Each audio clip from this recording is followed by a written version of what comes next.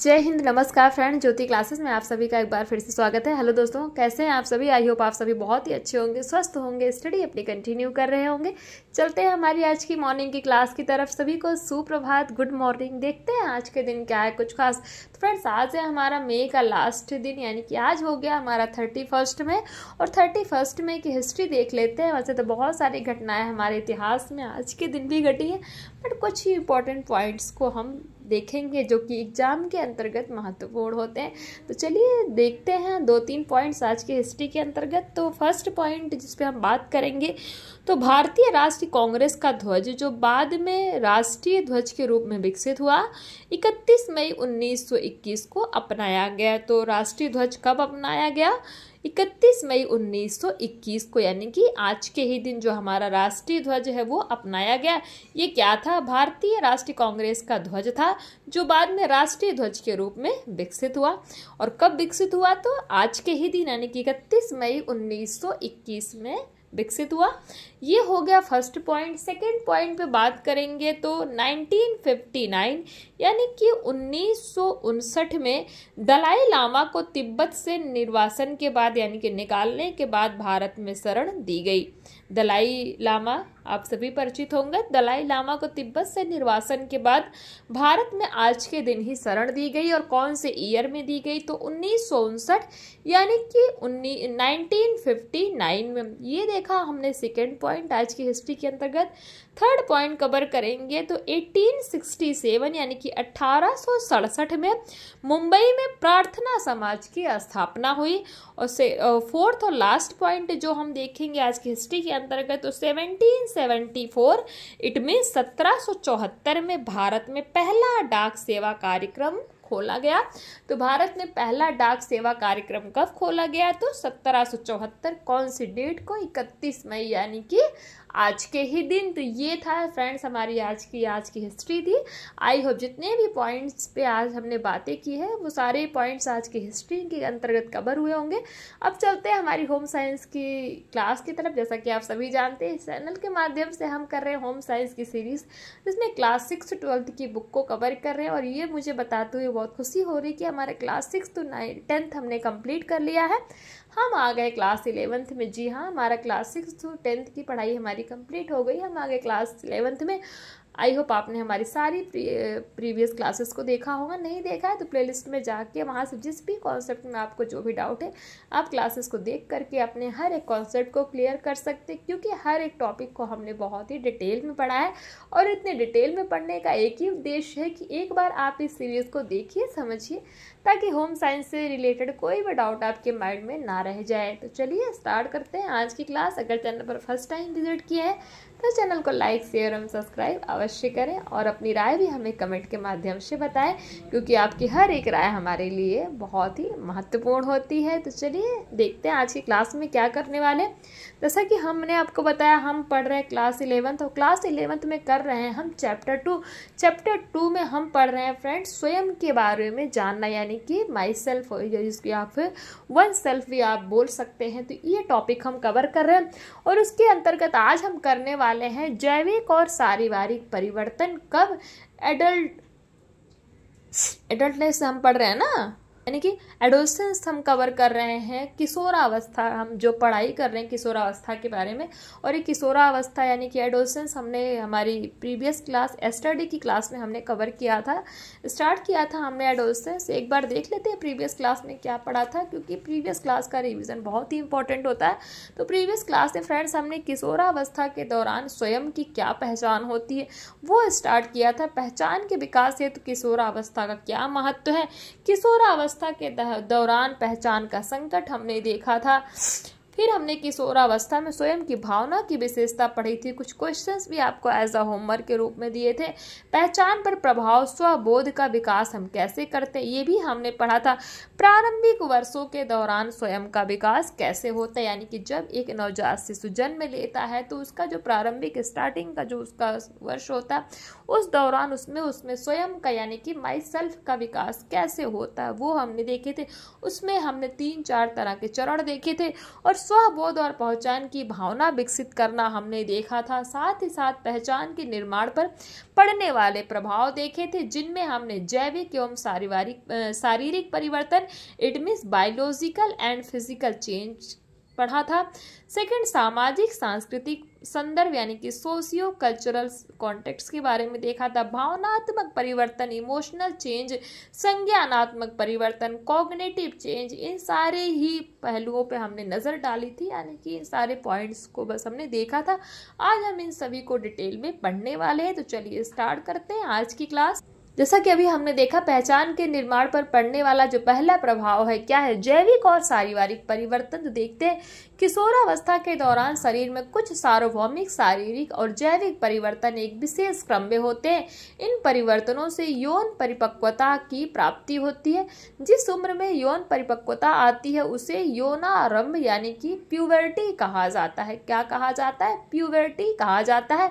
अक्सर मासिक धर्म यानी कि पहली माहवारी को लड़कियों के लिए यौन परिपक्वता का बिंदु माना जाता है, यानी कि जो फर्स्ट पीरियड गर्ल्स का आता है तो ये मान लिया जाता है कि जो लड़की है वो क्या हो गई है, प्यूबर्टी में आ गई है। लड़कों के लिए यौनारंभ को चिन्हित करने वाली कोई निश्चित प्रक्रिया नहीं है। यौनारंभ विभिन्न संस्कृतियों में अलग अलग औसत उम्र में होता है। यौनारंभ का एक उपयोग मानदंड लड़कों एवं लड़कियों की लंबाई में 1 वर्ष में होने वाली अधिकतम बढ़ोतरी को माना गया। लड़कियों में बढ़ोतरी मासिक धर्म से एकदम पहले अधिक तेजी से होता है। लड़कियां देखो छोटी रहती, उनकी हाइट नहीं बढ़ती, अचानक वो बढ़ जाती है, यानी कि बहुत ही हाइट उनकी काफ़ी स्पीड से बढ़ती है। तथा लड़कों में कुछ वयस्क विशेषताओं के विकास होने से पहले होती है वह अवधि जिसमें शारीरिक एवं जैविक परिवर्तन के परिणाम स्वरूप यौनारंभ होता है, यौना अवस्था आरंभ होता है, उसे यौनावस्था कहा जाता है। अधिकांश लड़कियों के लिए यह अवधि 11 से 13 वर्ष के मध्य तथा लड़कों में 13 से 15 वर्ष के मध्य होती है। यौनावस्था के दौरान लड़कियों एवं लड़कों में होने वाले परिवर्तन के विकास को दी गई सूची से आप समझ सकते हैं कि आप कैसे मान सकते हैं कि लड़कियां जो है प्यूबर्टी में पहुंच गई या फिर लड़के पहुंच गए हैं। तो देखते हैं लड़कियों में क्या होता है, क्या उनकी पहचान है। तो लड़कियों में स्तनों के आकार में प्रारंभिक वृद्धि होती है और लड़के में अंडकोश यानी कि वृषण का विकसित होना। नंबर 2, लड़कियों में देखेंगे बगलों और जांघों में बालों का आना। लड़कों में क्या होता है, बगलों एवं जांघों में बालों का, इनमें भी सेम है। थर्ड में है लड़कियों का अधिकतम वृद्धि की आयु और लड़के में आवाज में आरंभिक परिवर्तन, वीर सीमन का पहली बार स्खलन, अधिकतम वृद्धि की आयु, आवाज में स्पष्ट परिवर्तन, दाढ़ी का आना। और लड़की में चौथा पॉइंट क्या है, यानी कि मासिक धर्म, यानी कि जो हमने देखा पहली माहवारी फर्स्ट पीरियड जो लड़कियों का होता है, अगर तो मान लिया जाता है कि लड़कियां क्या हो गई, प्यूबर्टी में आ गई हैं। तो ये सारे पॉइंट से आप पता कर सकते हैं कि लड़कियां एवं लड़के में ये सिम्टम दिखते हैं, जिसके परिणाम स्वरूप ये पता लग जाता है कि लड़के एवं लड़कियां प्यूबर्टी में पहुंच गए, यानी कि एडोलसेंस में आ गए हैं। यौनारंभ के प्रारंभ होने के कारण होने वाले शारीरिक परिवर्तन सार्वभौमिक होते हैं तथा इन परिवर्तनों का प्रत्येक व्यक्ति पर मनोवैज्ञानिक एवं सामाजिक प्रभाव विभिन्न संस्कृतियों के अनुसार भिन्न भिन्न रूप में होता है।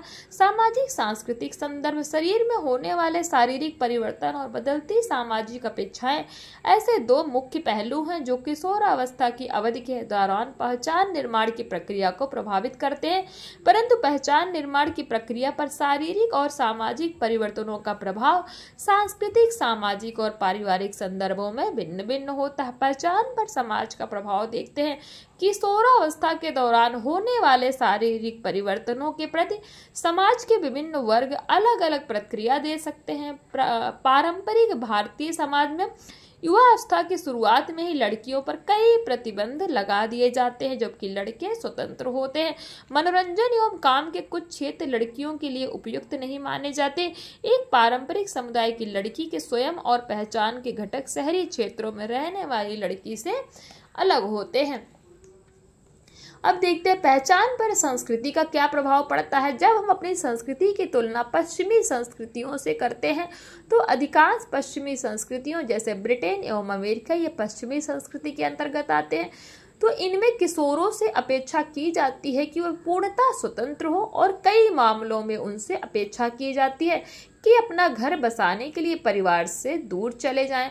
भारतीय संदर्भ में किशोरों की एक बड़ी संख्या अभी भी माता पिता पर निर्भर है और परिवार उन पर नियंत्रण रखता है। भारत में कई किशोर विशेष रूप से ग्रामीण और आदिवासी परिवेश में परिवार की आय में योगदान करना शुरू कर देते हैं, यानी कि उनके साथ मिलजुल कर काम करने लगते हैं। जो भी उनका व्यवसाय होता है उसमें वो हाथ बटाने लगते हैं और वयस्क की भूमिका निभाते हैं। फिर भी वे परिवार से अलग नहीं होते।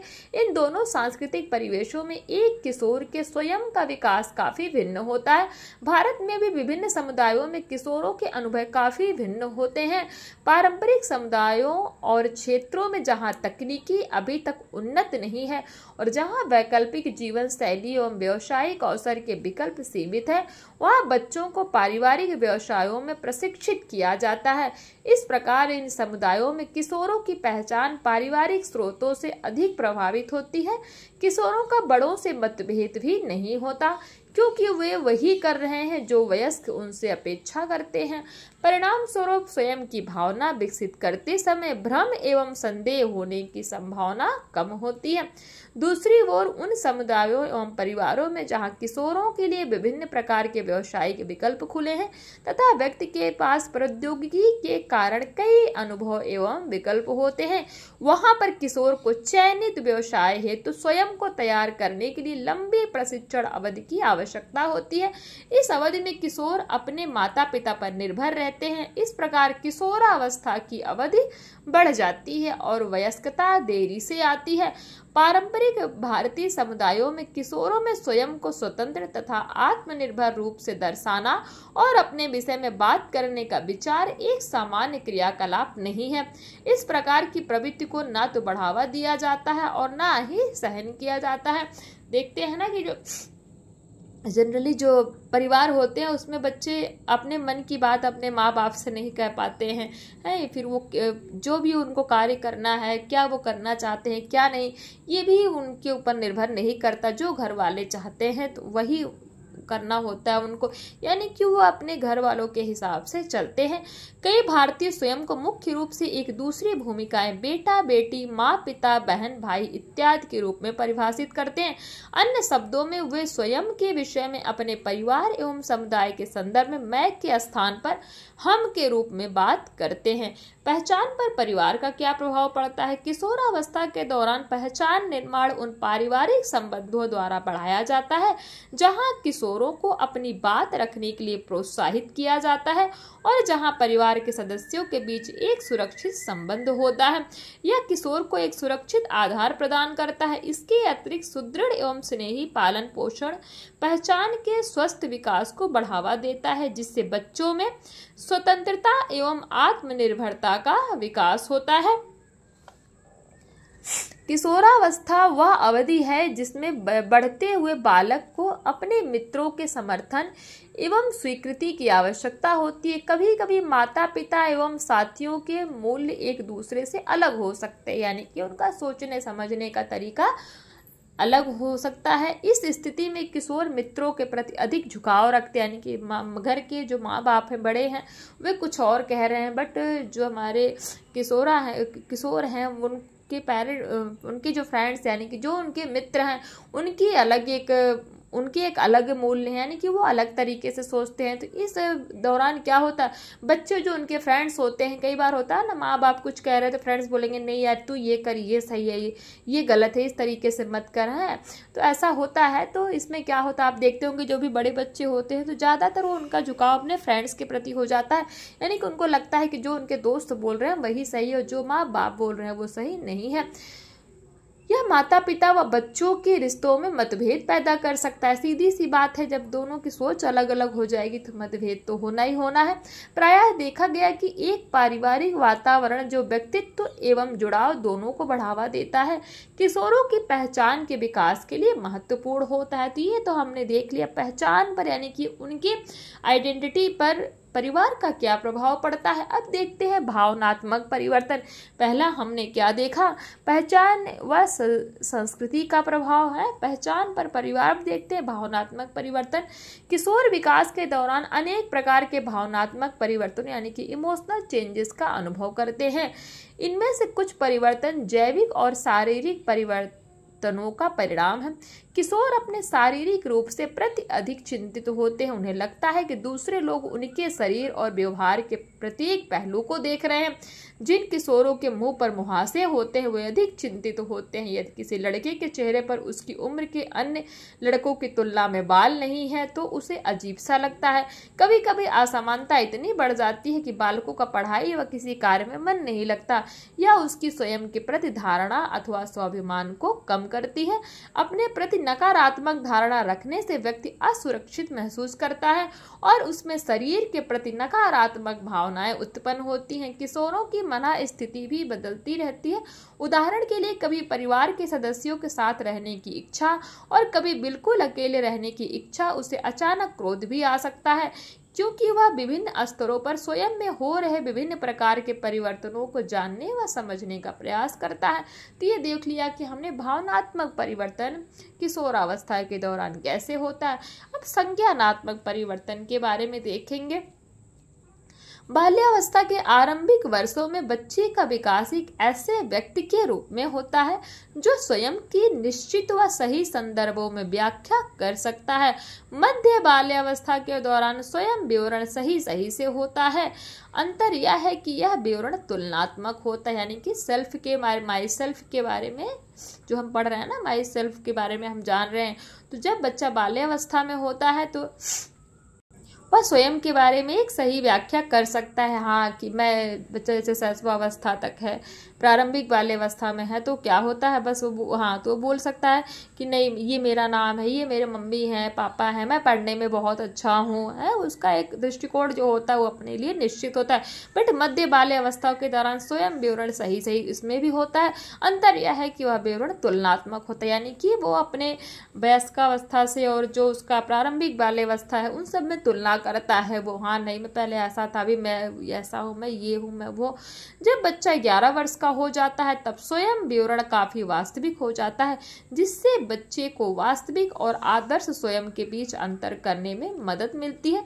किशोरावस्था के दौरान किशोरों में एक परिवर्तन यह होता है कि किशोर अमूर्त रूप से सोचने लगता है, अर्थात वे जो देखते और अनुभव करते हैं उससे परे सोच कर सकते हैं।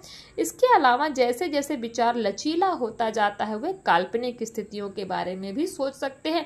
अन्य शब्दों में किशोर विभिन्न संभावनाओं और उनके परिणामों की कल्पना कर सकते हैं कि हाँ नहीं ये ऐसा होगा तो ऐसा हो जाएगा, है ये ऐसा हुआ तो मैं घर से बाहर जाऊंगा, मैं लेट आऊंगा तो मुझे डांट पड़ेगी, मतलब वो कल्पना कर सकते हैं। वास्तव में किशोरावस्था विकास की एक महत्वपूर्ण अवधि है जिसमें कई परिवर्तन और अवसर शामिल होते हैं। यदि किशोर स्वस्थ है तो वह सही तरीके से परिवर्तनों से निपटने और अपनी पूरी क्षमता का एहसास करने में सक्षम होता है। तो ये तो हमने कुछ पॉइंट्स देखे, क्या पहचान के निर्माण पर पड़ने वाले प्रभाव के बारे में हमने देखा। अब जितने भी टॉपिक अभी हमने कवर किए इनसे रिलेटेड कुछ क्वेश्चन देख लीजिए। जैसे जैसे बच्चा बड़ा होता है क्या वह क्या करना शुरू कर देता है। क्वेश्चन 2 कहता है पहचान के निर्माण पर पड़ने वाला कोई एक प्रभाव बताइए। क्वेश्चन 3 भारतीय संदर्भ में किशोरों की एक बड़ी संख्या किस पर निर्भर है। क्वेश्चन 4 कहता है किशोर विकास के दौरान किन परिवर्तनों का अनुभव करता है। और क्वेश्चन 5 कहता है किशोरावस्था में किशोरों में कौन सा परिवर्तन होता है। तो आई होप अभी तक आपने हमेशा की तरह इनका स्क्रीनशॉट ले लिया होगा, नहीं लिया है तो ले लीजिए, इसको सॉल्व करने का प्रयास करिएगा और कमेंट के माध्यम से बताइए कि आपसे क्वेश्चन सॉल्व हुए या फिर नहीं हुए। अब देख लीजिए कुछ ऐसे ये इंपॉर्टेंट्स में हैं जो इन्हें भी जानने में दिया रहा है। स्वयं जो हमने पढ़ा है, स्वाभिमान, प्रारंभिक बाल्यावस्था है यह अवस्था जिसमें बालक के शारीरिक, संज्ञानात्मक, सामाजिक, संवेगात्मक एवं भाषा के विकास का निर्माण होता है। प्रारंभिक बाल्यावस्था कहलाती है। मध्य बाल्यावस्था 6 से 12 वर्ष की अवस्था को मध्य बाल्यावस्था कहते हैं। इसमें बालकों की तार्किक सोच, तर्क एवं समस्या को सुलझाने की क्षमता का विकास होता है।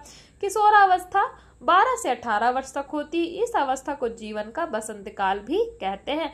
पहचान का विकास से क्या तात्पर्य है। आत्म अवधारणा एवं व्यक्तित्व के विकास का निर्माण होना पहचान के विकास को संदर्भित करता है।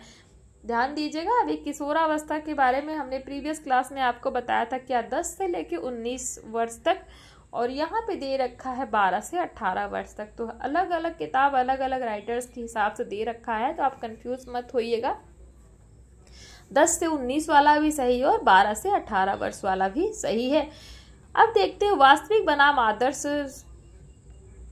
स्वतत्व क्या है। व्यक्ति अपने वास्तविक स्वयं की तुलना आंतरिक मानकों या आदर्श स्वतत्व से करता है, तो इसे वास्तविक बनाम आदर्श स्वतंत्र अथवा स्व-विसंगति सिद्धांत कहते हैं। यौनारंभ या भौतिक शारीरिक परिवर्तनों की वह प्रक्रिया है जिसके द्वारा बालकों या बालिकाओं का शारीरिक शरीर एक वयस्क शरीर के रूप में विकसित होता है, उसी को यौनारंभ कहते हैं।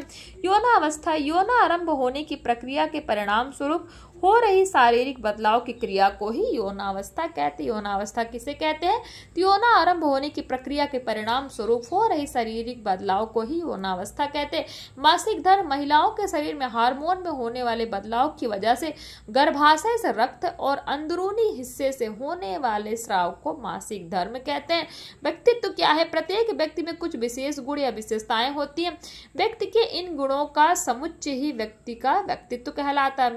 मित्र मंडली या दबाव किसी एक किशोर के मित्र द्वारा उसके क्रियाकलाप में सकारात्मक या नकारात्मक हस्तक्षेप करना ही क्या है? मित्र मंडली या फिर दबाव कहलाता है। तो इसी के साथ फ्रेंड्स हमारी आज की क्लास कंप्लीट होती है। इसका आप स्क्रीनशॉट ले लीजिएगा जो ये दे रखा है ऑनलाइनर में। स्व संकल्पना क्या है? अपने बारे में अनुभूतियों या विचारों का संग्रह ही स्व संकल्पना। स्वाभिमान क्या होता है? इससे तात्पर्य आत्मगौरव एवं आत्मसम्मान से है। यह ऐसा शब्द है जो हमें जागृत करता है या प्रेरित करता है। पहचान यानी कि आइडेंटिटी किसको कहते हैं? यह एक ऐसी अभिव्यक्ति है जो व्यक्ति या समूह के विशिष्ट गुणों, चाहे वो सकारात्मक हो या नकारात्मक हो, को बताती है। शैशवकाल जन्म से 5 वर्ष की अवस्था शैशवकाल कहलाती है। इस अवस्था में बालक पूर्ण रूप से दूसरों पर या अपने माता पिता पर निर्भर रहता है। प्रारंभिक बाल्यावस्था यह अवस्था जिसमें बालक के शारीरिक, संज्ञानात्मक, सामाजिक, संवेगात्मक एवं भाषा के विकास का निर्माण होता है, प्रारंभिक बाल्यावस्था कहलाती है। तो ये जितने भी पॉइंट्स हैं आप इसका स्क्रीनशॉट ले लीजिएगा, ये बहुत ही इंपॉर्टेंट है और आपको ये पता होने चाहिए क्योंकि इन्होंने एक डिटेल में दे रखा है एज अ पॉइंट के रूप में। तो आप ये बहुत ही इंपॉर्टेंट है, मैं आपसे कह रही हूँ इसका आप स्क्रीनशॉट लेके इसको पक्का अपने माइंड में फीड कर लीजिएगा। किशोरावस्था की अवधि, किशोरावस्था कहते हैं किसको, पहचान का विकास, जितने भी ये पॉइंट्स हैं। तो आज की क्लास को यहीं तक रखते हैं। आई होप जितना भी अभी तक हमने पढ़ा आपको समझ में आया होगा, और फिर भी कोई डाउट रह जाता है तो कमेंट के माध्यम से आप पूछ सकते हैं। आपके हर डाउट लेने का पूरा प्रयास किया जाएगा। तो चलिए मिलते हैं हमारी नेक्स्ट क्लास में। तब तक के लिए जय हिंद, नमस्कार। हंसते रहिए, मुस्कुराते रहिए, एक दूसरे की हेल्प करते रहिए। साथ ही साथ फ्रेंड्स अपनी राय भी हमें कमेंट के माध्यम से अवश्य बताइए क्योंकि आपका हर एक राय हमारे लिए बहुत ही महत्वपूर्ण होता है। धन्यवाद।